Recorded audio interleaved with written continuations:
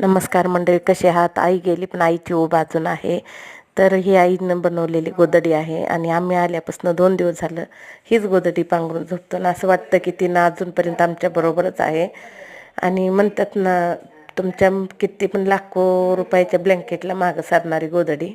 खूप छान वाटलं. आणि सकाळ सकाळ लवकर उठले, आज पण जायचं होतं राहिलेलं बाजार आणायला. मग सकाळी लवकर उठलं, पाणी टाकलं, दारात झाडून काढून आणि रांगोळी काढली. नंतर घरचं आवरून आम्ही बाजारात आलो. आणि साडी घेताना साडीवाल्या दादांनी म्हणले, ताई तुम्हाला चहा आणतो. मग त्यांनी चहा मागवला, आम्ही चहा घेतला.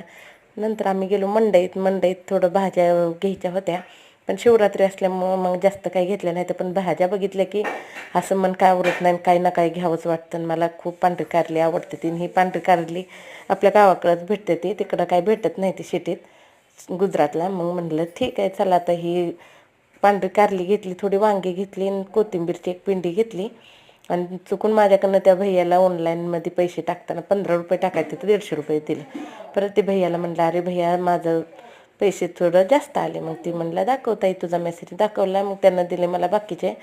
म्हणलं ठीक आहे. आणि आम्ही आलो परत अजून सोनाराच्या दुकानात. ते म्हणजे आमच्या भावाचं दुकान होतं, चुलत भावाचं.